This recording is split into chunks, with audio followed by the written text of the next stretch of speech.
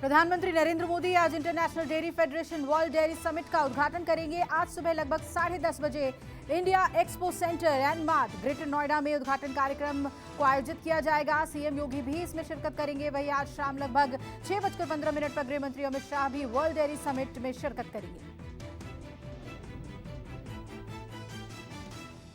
आज से ग्रेटर नोएडा में शुरू होने वाले इंडिया एक्सपो मार्ट की तैयारियों का सीएम योगी ने एक दिन पहले औचक निरीक्षण किया। इंडिया एक्सपो मार्ट में होने वाले वर्ल्ड डेयरी समिट प्रोग्राम की तैयारियों का जायजा लिया। आपको बता दें कि पीएम मोदी आज वर्ल्ड डेयरी समिट 2022 का उद्घाटन करेंगे। प्रधानमंत्री नरेंद्र मोदी 15 से 16 सितंबर को समरकंद उज्बेकिस्तान का दौरा करेंगे। इस दौरान वो एससीओ के राष्ट्राध्यक्षों की परिषद में 22वीं बैठक में भाग लेंगे। पीएम मोदी उज्बेकिस्तान के राष्ट्रपति शौकत मिर्जियोयेव के निमंत्रण पर समरकंद जाएंगे और इस दौरान क्षेत्रीय और वैश्विक महत्व के सामयिक मुद्दे पर बात होगी।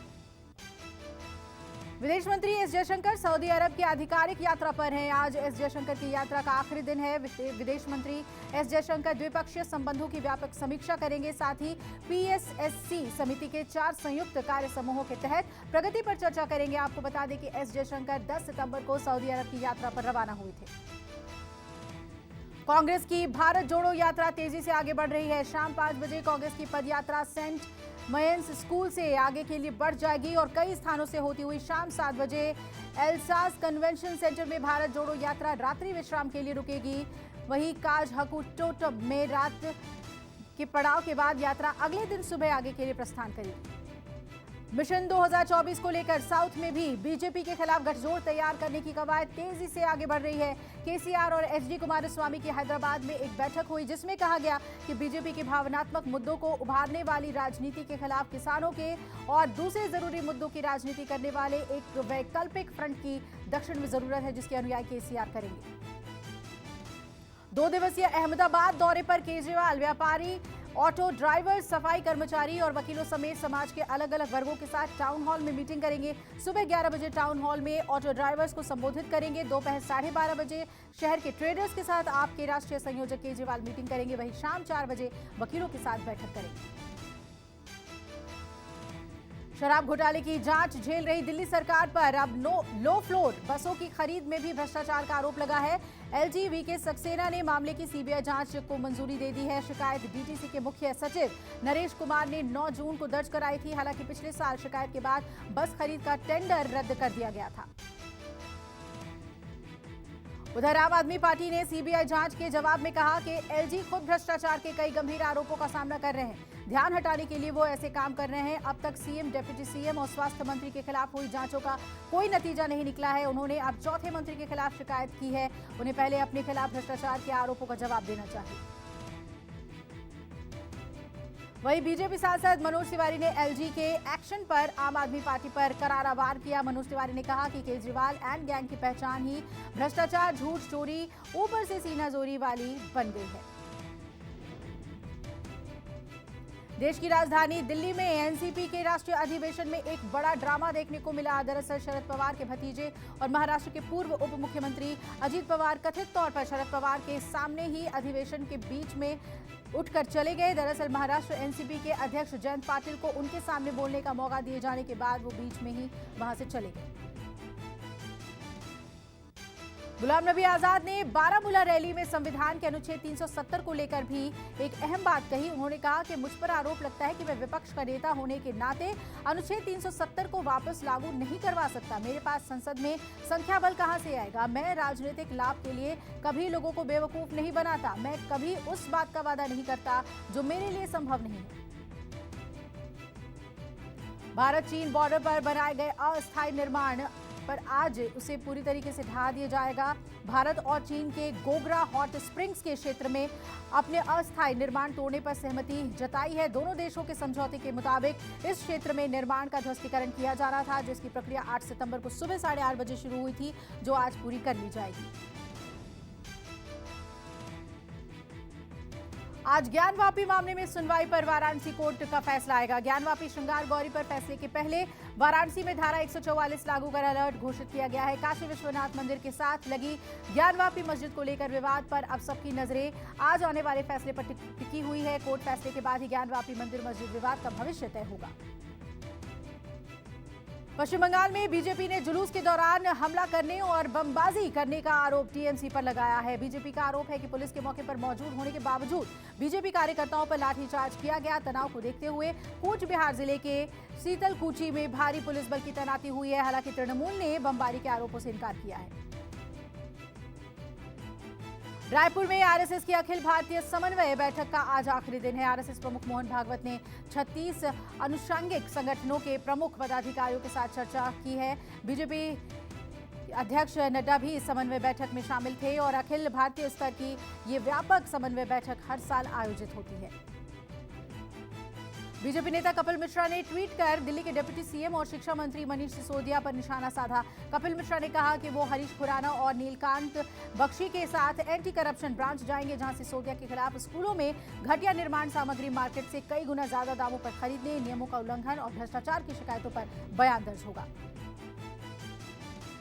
तेलंगाना बीजेपी अध्यक्ष बंडी संजय कुमार आज से प्रजा संग्राम यात्रा के चौथे चरण की शुरुआत करेंगे।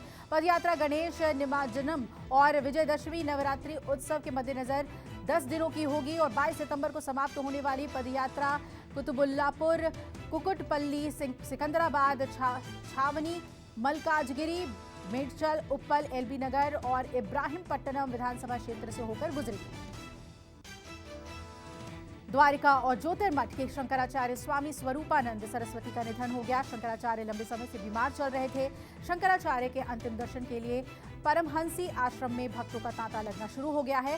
स्वामी स्वरूपानंद सरस्वती का अंतिम संस्कार आज नरसिंहपुर के झोंतेश्वर में दोपहर 3:30 बजे होगा और आश्रम में उन्हें समाधि दिलवाई जाएगी। हमसे फ्रेंडशिप करो नहीं तो मार देंगे गोली। रांची में विशेष समुदाय के लड़के आदिवासी लड़कियों को ये कहकर धमका रहे हैं, जिससे छात्राएं दहशत में हैं। मामला रांची के ओरमांझी स्थित प्रोजेक्ट +2 स्कूल का है, जहां छात्राओं का आरोप है कि जब उन्होंने विशेष समुदाय के युवकों का विरोध किया तो उनके साथ मारपीट की गई और अगवा करने की धमकी भी दी गई। राजस्थान के कोटा में पहली बार डिफेंस एक्सपो का आयोजन किया गया है। 11 सितंबर से शुरू हुए डिफेंस एक्सपो का आज दूसरा दिन है। डिफेंस एक्सपो में स्वदेशी निर्मित रक्षा उत्पाद की प्रदर्शनी लगी है। डिफेंस एक्सपो का मकसद युवाओं को स्टार्टअप का बेहतरीन अवसर प्रदान करना है। दिल्ली कैंट के मानेकशॉ सेंटर में आज भारतीय सेना के लॉजिस्टिक सेमिनार का आयोजन किया जा रहा है।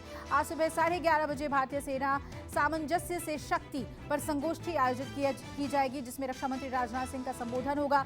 इसमें सेना प्रमुख जनरल मनोज पांडे भी शिरकत करेंगे। भारतीय रेलवे का कुल राजस्व अगस्त 2022 के आखिर में 38% बढ़कर 95,486 करोड़ रुपए हो जाएगा, जो पिछले साल की इसी अवधि की तुलना में 26,271 करोड़ रुपए ज्यादा है। ये पिछले साल की तुलना में 38% ज्यादा है।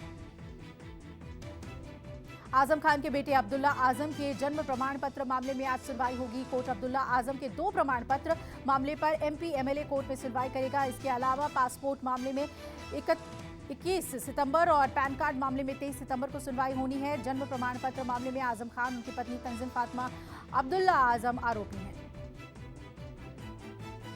बीसीसीआई के संविधान में बदलाव की मांग वाली अर्जी पर आज सुप्रीम कोर्ट में सुनवाई होगी। जस्टिस DY चंद्रचूड़ की अध्यक्षता वाली बेंच ने आज के लिए सुनवाई करने का आदेश दिया था। बीसीसीआई ने अपने संविधान में कुछ बदलाव की अनुमति मांगी है। अगर कोर्ट उसे मान लेगा तो अध्यक्ष सौरव गांगुली और सचिव जय शाह का कार्यकाल आगे बढ़ सकता है। सीएए के संवैधानिकता को चुनौती देने वाली याचिकाओं पर सुप्रीम कोर्ट में सुनवाई होगी। सुप्रीम कोर्ट सीएए के संवैधानिक वैधता को चुनौती देने वाली याचिकाओं पर सुनवाई करेगा। मुख्य न्यायाधीश UU ललित की अध्यक्षता वाली पीठ सीएए की वैधता को चुनौती देने वाली याचिकाओं पर सुनवाई करेगी और कोर्ट में इस विषय पर 200 से ज्यादा PIL दाखिल की गई है। बरसाना राधा रानी मंदिर मामले में इलाहाबाद हाई कोर्ट में सुनवाई होगी। मथुरा के राधा रानी मंदिर में पूजा अर्चना के लिए सेवायत विवाद को लेकर याचिका दाखिल की गई है। रास बिहारी गोस्वामी की ओर से दाखिल याचिका पर विपक्षी माया देवी को नोटिस जारी कर कोर्ट ने जवाब मांगा है। याचिका में 4 सितंबर को राधा अष्टमी पर्व की वजह से विपक्ष की अनधिकृत कब्जे को लेकर हस्तक्षेप की मांग की गई है। गाजियाबाद रेलवे स्टेशन पर एक रेल यात्री की जान पर बन आई जब वो चलती ट्रेन में चढ़ने का प्रयास कर रहा था। पूर्णागिरी एक्सप्रेस की रफ्तार हल्की बढ़ी तो वो शख्स ट्रेन की कोच की सीढ़ियों में अटक गया। ट्रेन चलती रही और घिसटने लगा। वहीं स्टेशन पर खड़े एक यात्री ने उसका वीडियो बनाया, लेकिन कोई मदद के लिए आगे नहीं आया। इसी बीच आरपीएफ के एएसआई राजेंद्र सिंह ने सतर्कता और साहस से यात्री को खींचकर बचा लिया।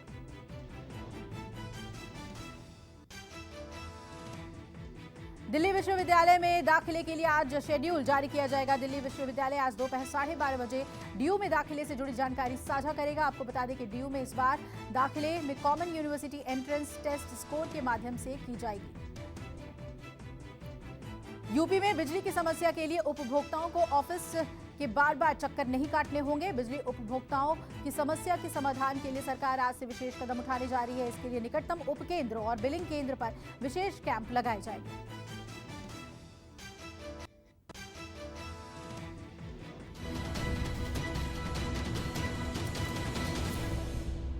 नमस्कार, मैं हूं मानक गुप्ता। अगर आपको हमारा ये वीडियो पसंद आया हो तो इसे लाइक और शेयर जरूर करें और हां, हमें सब्सक्राइब और फॉलो करना ना भूलें ताकि आप देश और दुनिया की कोई खबर मिस ना करें। तो जुड़े रहिए हमारे साथ और देखते रहिए न्यूज़ 24।